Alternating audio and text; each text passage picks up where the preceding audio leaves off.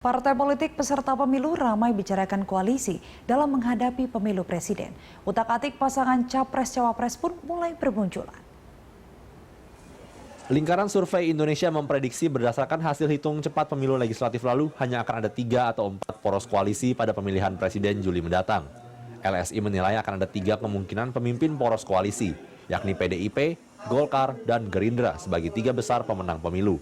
Gerindra diperkirakan akan mengumpulkan suara dari partai-partai kecil. Sementara poros koalisi keempat kemungkinan adalah koalisi Partai Islam atau poros koalisi Demokrat. Partai Demokrat dinilai masih berpotensi memimpin koalisi.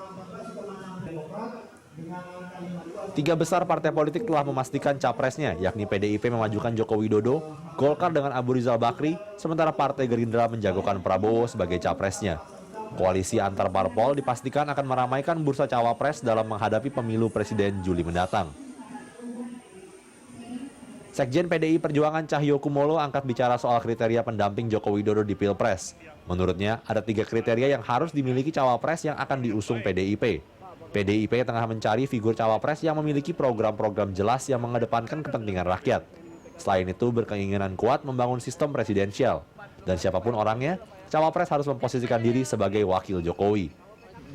1, dia bisa bekerja sama selama 5 tahun sebagai calon wakil presiden.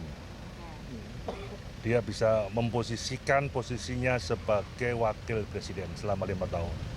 Jangan wakil presiden tapi aktingnya presiden, kan tidak.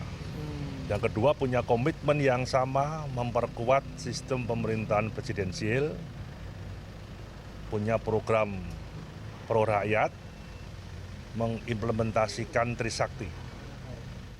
Sementara itu muncul kabar Prabowo akan menggandeng Ketua Umum PAN Hatta Rajasa sebagai calon wakil presiden. Di Yogyakarta, sejumlah pengurus PAN bahkan sudah menggunakan akronim Prabowo Berjasa sebagai gambar profil di BlackBerry Messenger. Hatta Rajasa sendiri menegaskan bahwa penjajakan koalisi terus berlangsung, namun keputusan final koalisi menunggu hasil keputusan rapat Partai Amanat Nasional. Gerindra sendiri mengaku masih dalam tahap komunikasi politik dengan sejumlah parpol. Wakil Ketua Umum Partai Gerindra Fadli Zon menyatakan Partai Gerindra berkeinginan membentuk koalisi besar untuk memudahkan pembagian kursi menteri dan juga kursi parlemen.